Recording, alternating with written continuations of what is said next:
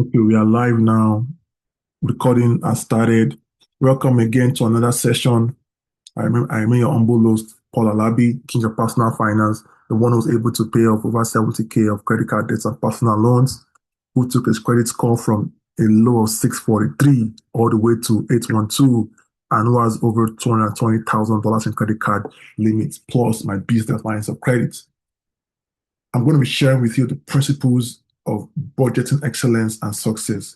I'm going to share with you the principles that have helped me to go from struggling to save less than 400 or 500 bucks per month to going as high as 10K when I was working for corporate America. And today's lesson, I'm going to share with you the traps and the mistakes to avoid, especially if you're a high income earner making six figures, and how you can ensure that your budgeting works for you. And so, for starters, I want to make sure that I'm on the same page, everybody. I I there's so many information out there when it comes to budgeting, but what I'm sharing with you is really high level. I learned this from my multi-billionaire mentor, and it has stuck with me for the rest of my life. It's what's changed my money game, and I can't wait to share it. It's what the 1% use when it comes to their finances and planning. And so at the end of the show, I'm going to be class. I'm going to be sharing with you how I approach my monthly budget from a high level, not to details, because that will be a part two of the class session. But today I'm going to show like high level how I approach it, how I categorize it, and how you can take the same lessons and apply it to your finances and see success. Now, in order to get started on the right foundation, on the right mindset, we have to look at the mindset that comes with budgeting. Number one thing I want you to think about is I want you to divorce yourself from the idea that a budget is restrictive, it's not needed. I guess so many people tell me like when I start making six figures, I only need a budget. That's already a way for you to be broke and die poor. Like there's no other way. Take a step back. Corporations that make hundreds of billions of dollars, governments that run trillion-dollar economies, companies, they live and die on a budget. They even ask you as an employee when you travel to put an expense tracker. Why are they worried about you spending 40 bucks on lunch? Why are they worried about you spending 100 bucks on dinner? Exactly. So if corporations that are making so much money care about their budgets, why shouldn't you? That is making 100,000, 100, I don't know what I'm making, what, 1 million bucks? Even if you're a billionaire, it doesn't matter. They all love budgeting. And I've not seen any rich person or any multi-millionaire or any wealthy person that doesn't care about their money or doesn't have a budget. In fact, they live and die on their budgeting. So that's the number one thing I want you to divorce yourself from. To think that is restrictive, to think that it's not going to help you, it's a lie. Number two mindset is it's not about restriction when it comes to budgeting. It's about stewardship. It's about ownership. It's about being mindful about what you do and being the director of your finances. And so don't allow anybody to lie to you or tell you that it's restrictive. Nobody has true freedom in this life. Nobody. If you're married, you are not free. If you have kids, you're not free. If you are working, you're not free. If you own a business, you're not free. You cannot show up to your, even if you own a business and you shop anytime, unless it's a multi conglomerate and have employees, you can just show up anytime to your business. You can't just show up anytime to your work. You can't just show up anytime to your marriage. You have to show up every time to have a loving marriage, right? So we are all restricted. So don't allow anybody to deceive you or make you feel bad for having a budget or for being restricted to your spending. Like, no, because guess what? They are also restricted. In fact, I don't know anybody in this life that is an adult that is not restricted. If you have kids, you are restricted. Your kids dictate your schedule. You want to plan your time around your kids. So what I'm talking about, we all are restricted. So have that same mindset towards your finances. A budget is about stewardship and ownership. The same way you can only marry one wife or marry one husband and you love that person, because trust me, there are multiple women out there that can take care of you than your man or your woman takes care of you. But why do you choose to stick with your current wife? Exactly my point. Because you find value in her and because you find value in him or whatever it is. That is the same mindset I want you to apply when it comes to your finances, and think to yourself and say, hey, I am not restricted with my budgeting. Instead, I am being a good steward and I am being a good user of my finances. As usual, guys, you see my screen moving left and right because I have my second screen here. But that's how I want you to think about it when it comes to mindset. Also, another mindset is that if you want to lose money, don't have a budget. Like if you don't care about your money, don't have a budget. Like I don't want to talk to you because that means you want to lose money and I can't help you. But if you want to save your money, you want to ensure you're not leaking money or you're not what's that word? Wasting money, you need your budget. So those are the kind of things you have to think about when approaching your budgeting. And some people tell me, oh, it doesn't work for me. Does it? That's not true. You know, I know this is a hot take. Like people say, oh, marriage doesn't work. That's not true. Marriage doesn't work. Or you tell me, oh well, kids are a broad. Yeah, kids are not the good idea to have. Or I shouldn't be like, no. It's about how can you make your marriage work? How can you make your kids, your family dynamic work? Or think about like it doesn't pay to be an employee. That's not true. I'm an entrepreneur not because I don't want to be an employee, but because I have other goals and other personality traits. So you have to think about how can you change your mindset to say this doesn't work for me to how can I make it work? And I'm telling you, the moment you change your mind and start thinking, how can I make it work? Game change, game over for you. Because now by then you're going to start looking at ways to which you can optimize your spending and how you can make your budget work for you versus you just leaking money left and right. And then the last part, which is very important, there is no true freedom. Again, maybe I've said this before. I want to reiterate it because everybody thinks I want to be free. There's not true freedom anywhere. Even as Christians, we're not even free. Even as a Christian, I have my loyalty to Christ. And if you tell me you're not a Christian, that's fine. You are loyal to the devil. It doesn't matter if you believe it or not. It's the reality. But my Bible says no man can have two masters. We have two masters. Nobody's truly free. There is no freedom anywhere. There's only freedom to a degree, depending on who you are and on what side you are on. So it's like you're being married, you're tied to your spouse. But if you are single too, yes, you are free to do all these things, but then there are also consequences to your life, right? If you don't have kids, you are free, you don't have kids, but then you might miss out on the experience of having, of having legacy, a family, people care for you when you're older, light in your home when you're like whatever it is, there's no true freedom anywhere. It's a lie. That said, moving on to the next part of the class is I'm going to share my approach on how I approach budgeting and my mindset really towards, when it comes to planning my money. Because people ask me like, oh, like Paul, what did you do? How do you look at it? How like what are your approach? I'm going to share with you so you can have it once and for all, and you can see how you can implement it to your finances. And I want you to think through this class. Don't say, oh, Paul, this cannot work for me. No. Instead, ask yourself, how can I make this work for me? How can I make it work for me? Change your mind and say, oh, well, my situation is unique. I'm a freelancer, or I'm a contractor, or I'm an employee beside also. It doesn't matter. Ask yourself, how can I make this work for me? Please excuse the background noise. I'm at home, so there's going to be some noises, not some noises behind. Now that said, my number one approach when looking at my budget is I like to differentiate between my earning power versus my spending power, also known as gross income versus net income. I cannot tell you how many times I've seen six-figure earners, people that make a lot of money, make the same mistake. They plan their spending on their gross income, on their spending, on their earning power. Always planning your spending on your nets or your spending power. To make it easy for you, at the layman's terms, basically whatever amount gets to your account, that's how much you should plan your money on. Period. Don't think, oh well, I make 100K, hence I can spend up to $8,333 per month. Lie. Because why? You gotta pay taxes, probably have to pay health insurance and benefits, maybe have to pay alimony or child support, maybe have to pay your 401k as an employee, or you have to, take care of some other, what's it called, like RS, whatever it is. Some people have different things, but always plan your spending on your spending power. That is the number one foundational thing you must think about. I'm telling you, I have met people who have told me to my face, I say, hey, Paul, but I make 120K. I can spend 10K per month. No, ma, you cannot because you don't bring 10K into your account. So that's my number one mindset. I always like to look at that. And it gets tricky if you are a W-9 or like an independent contractor.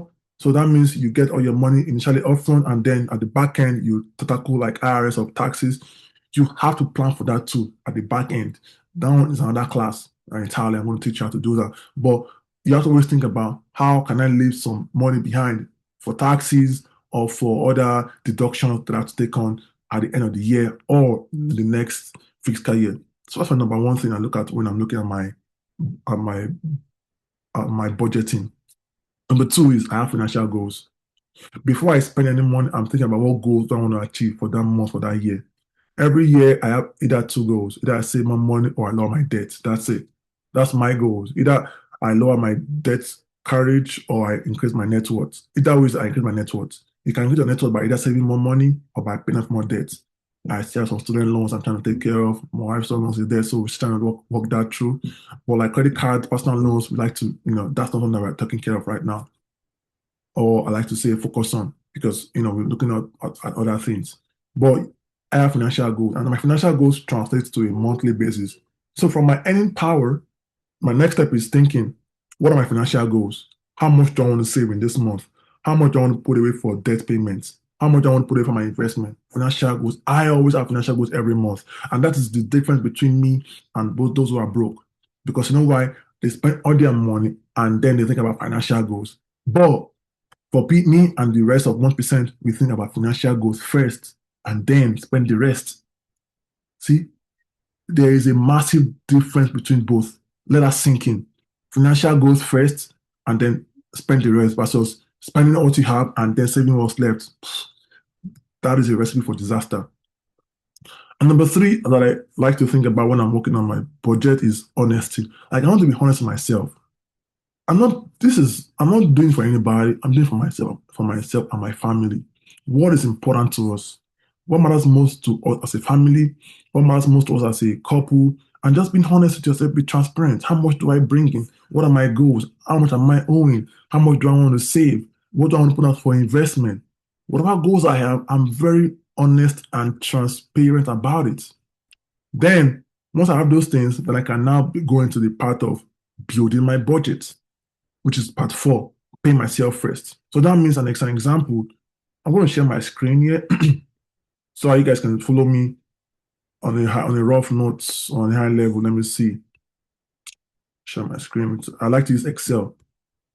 I'm sure there are apps out there. I have never really been into apps like that. I just like Excel because I've always been a numbers person. And don't tell me you can't do Excel. Excel is very simple. I Google Sheets. It's free.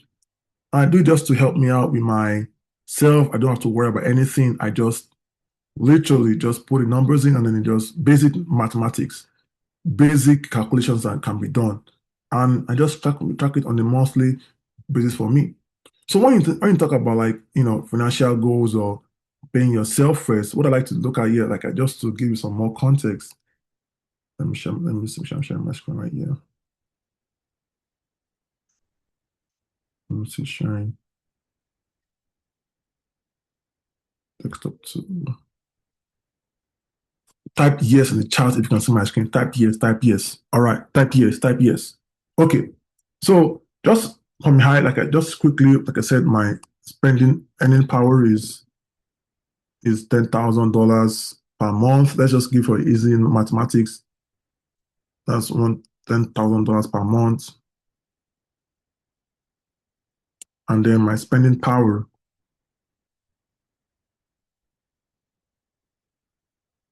is, for easy mathematics, let us say at $6,500 per month.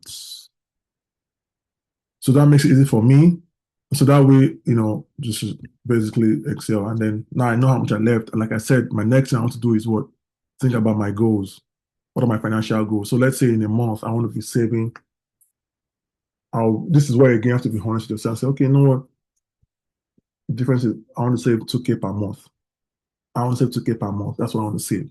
So that's where I now come in and say, okay, how much to budget per month will be 6.5.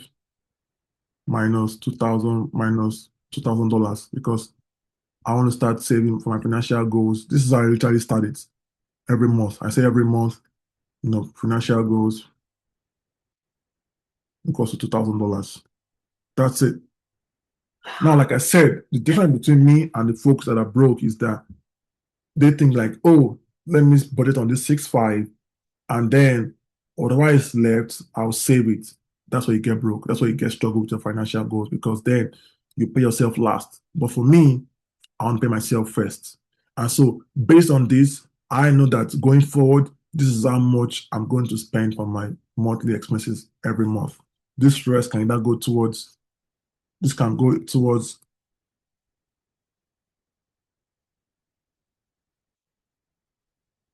paying down debts or savings goal, whatever it is you want to do. That's how it is. That's actually how I look at it. And then I plan it out. This is it. Like I'm telling you guys, once you can understand this concept, double charge to your goals. And this is how I go about it. I put myself first. Now, this is where you guys ask me, oh, but Paul, why don't you use percentage like the 60%, 15%? Those thoughts work to a degree. The reason why I don't like percentage-based budgeting is because of one thing. What happens if you change your income? Let's say God is good to you, your money increases from $10,000 to $12,000, right? So because you are now, let, let me make this easy actually, 65%, 9 times. Now your spending power goes up to $1,700 per month, right? What happens if you use a percentage? What happens is if you say, needs slash wants, I'm going to put it at like, let's say 0.75%, and then, or let me know, 75%, and then I'm going to put like savings to 25%, right? Now, there's nothing inherently wrong with this, but what happens is that let's say you say 1175 times this. This is how much I'm going to have to spend for myself by age 5-8, and then for my savings, I'm going to have this times this, right? So this is how much I'm going to spend in a month and how much I'm going to save. Again, see, if my earnings increase to $15,000, look at how that number changes. So that now I'm slowly spending $7,000 from $5,000. Why? That's why I like percentage. Literally, this is literally why. Instead, I like to use zero-based or dollar-based because that way it avoids lifestyle inflation. Another way is this percentage is a catalyst, is an enabler for lifestyle inflation. Because now you're thinking, well, I'm still on 75%, but really, you're earning 15K now. Who says you cannot increase your goals to $4,000 actually now? Right? Who says you can increase it to $4,000? Who says you can increase it to $5,000? And then you're left with with this amount left. Right. Who says you can increase it to 3,000? Whatever it is you want to increase it to. But you get the point, right? That's why I don't like to use percentage because it's a catalyst to spending money. And my goal as a personal finance master or as a king of personal finance is to increase my net worth. Now, if I keep using the percentage of some 5%, now you think people will say, oh, well, since I'm making more money, let me reduce the percentage. But how many people will do that? That's why you have to think and say, okay, you know what, let me use the dollar base so that way I can see how much I'm earmarking towards my monthly expenses or yearly expenses. And so that way I'm able to lower my chances of lifestyle inflation. I didn't say remove, because no matter what you do, eliminating lifestyle inflation is up to you as a willpower. No matter what gimmicks, I don't care what gimmicks you want to deploy. I don't care what statics you want to try. If you want to eliminate lifestyle inflation, that's a willpower. It's not about percentage, whatever. So that's why I don't use percentage, right? That's why I use only numbers, because this numbers helps me. And again, now on the flip side, what if, God forbid, I lose my job and then I get a second job or a new job that is paying me much less than I was earning, $7,000. Now you're forcing me to spend $3,400 for my expenses. Like one of if 500 bucks is not realistic. Many things you have to look at and think like, what do I care about the most, and how can I achieve my financial goals the fastest? As you guys know, I'm very impatient. I'm very patient. I love speed. I love speed. Speed, speed, speed. Call me Paul Speed. That's it. Like I love speed. I'm very patient. So that's how I really look at it, right? And that's really those are the ways. Before I go into like in nitty-gritty of like how I do my budgeting, does this make sense? Type yes in chat if it makes sense. And then we're going to have question and answer at the end. I know you might have some questions for sure. So we're going to look at it at the end of the class. But for the purpose of this class, for this lesson, you can see what I'm talking about. That's why I like to use zero-based and what I like to pay myself first. Now, when it comes to paying yourself first, people always want like, Paul, pay yourself first, pay yourself first. What does it mean? Like on the first of the month, my mortgage is due, my rent is due. On the second, I have to pay daycare. On the third, I have to pay this. It doesn't matter. Paying yourself first is less of a rule, but more of a mindset, which means if your total bringing in power is $5,000 and you have decided to pay yourself first with 1,500 bucks, you may not be able to pay yourself first on the first of the month, but have it at the back of your mind that before the end of the month, I must put away 1,500 bucks to my savings account or to whatever account. That's literally what it is. Even like when I pay tithe and offering, right? I don't pay my tithes when I get paid.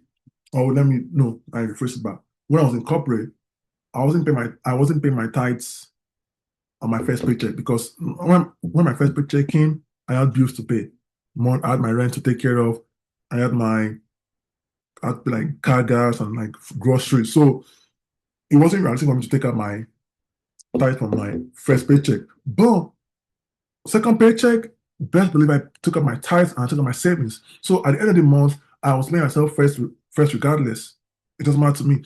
Oh, now the issue of tithes, people ask me every time, how much should I pay for tithes? But basically, at the minimum is 10%. I love to go higher than that because God is good to me, right? But I'll say on the low end is 10%. And if you're an employee, at the minimum, you want to be tighten on your gross income. Never tight on your net income or your or your spending power.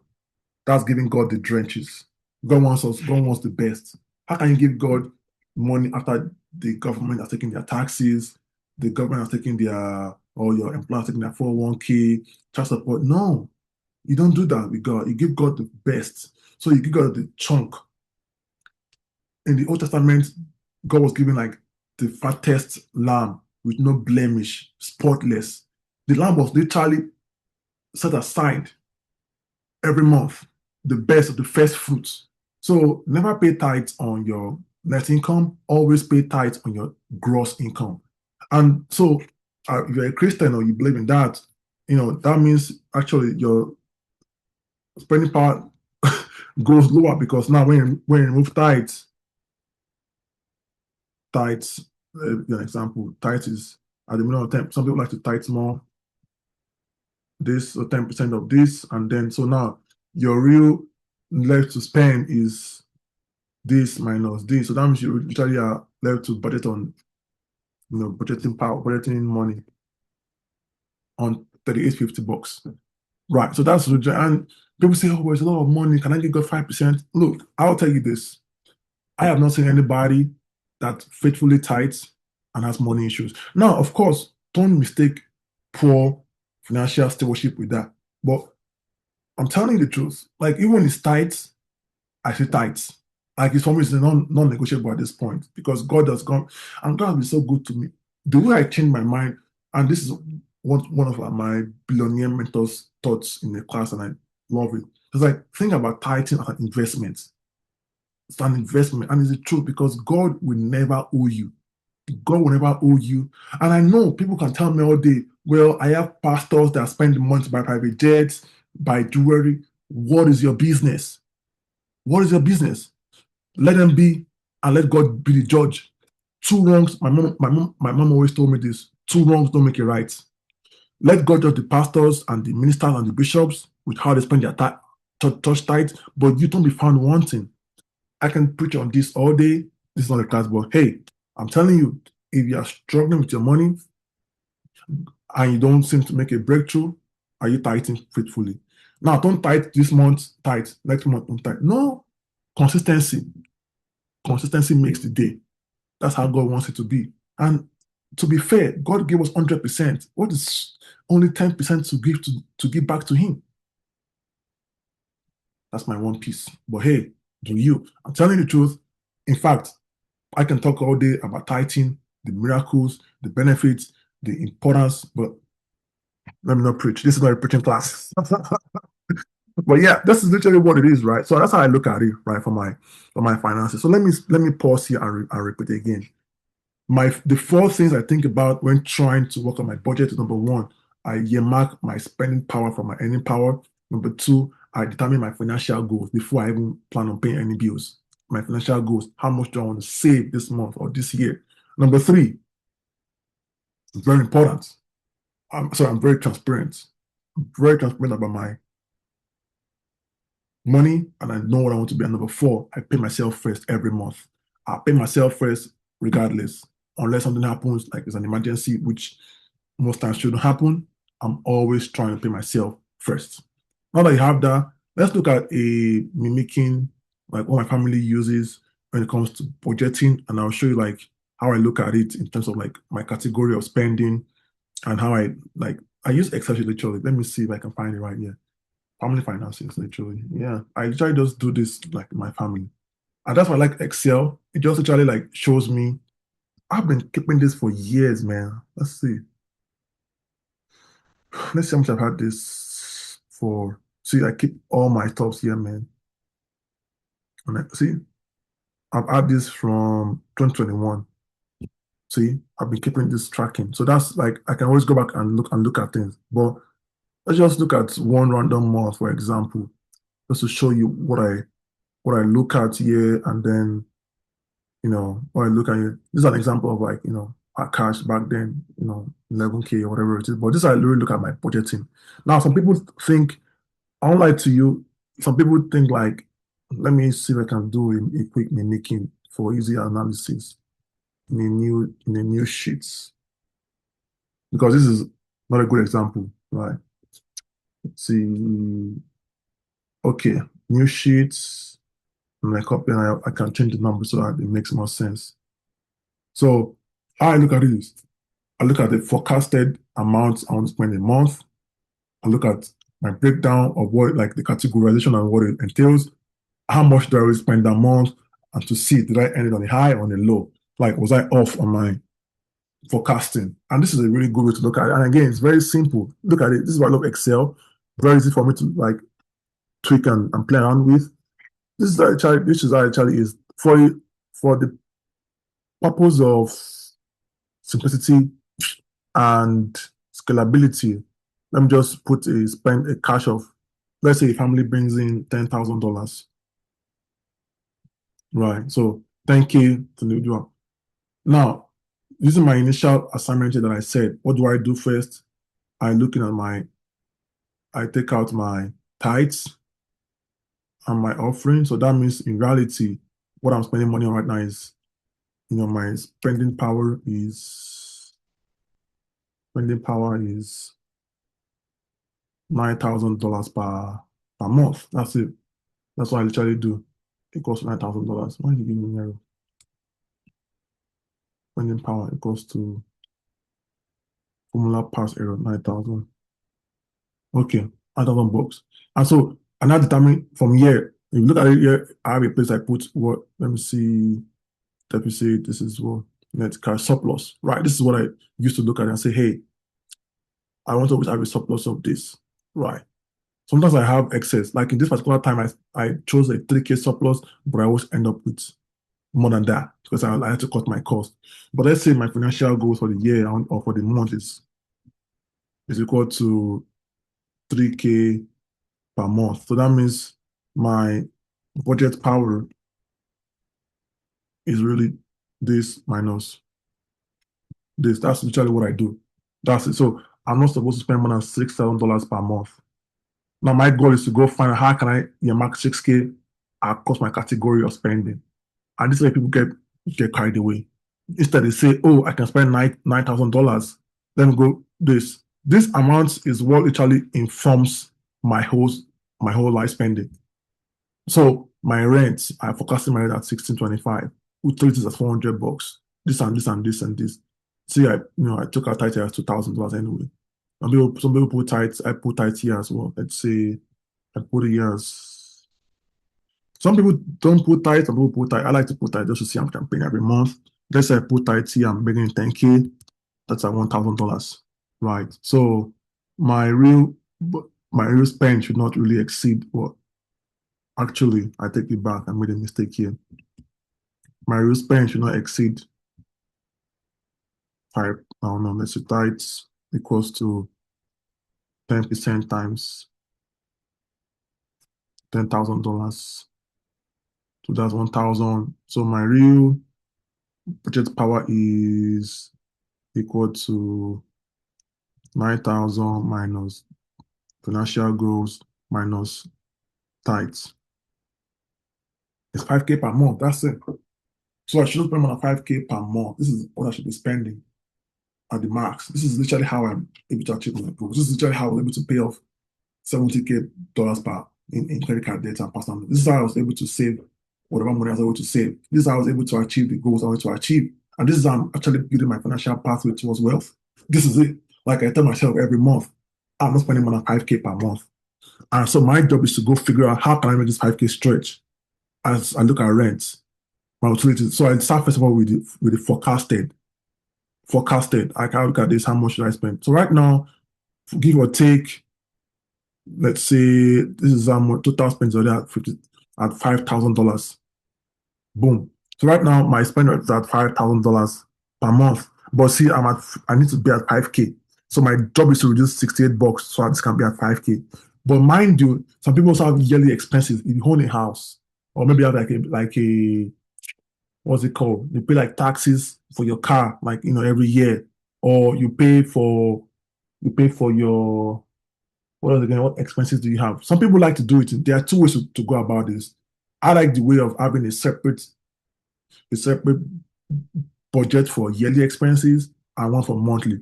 Some people like to combine all the yearly expenses and then divide it by 12 months. It's up to you really. Whatever works for you, do you. But keep that in mind. So for me, that means I have to have actually like 4K or 3 5 in my spending. And don't tell me it's not possible. Don't tell me I don't like when people tell me that it's possible. The question is, will you make it possible? So many of you want to live in nice houses, drive nice cars. You want to live in but that's the problem, right? You have to be able to prioritize and think about what you care about the most. So if me, now I'm already at 5K. What I want to do to get to 4K or 4.5 is simple. I can either lower my grocery, which I probably wouldn't because I like to eat and eat well. But what I can do is that I can think about, can I find a cheaper rent place?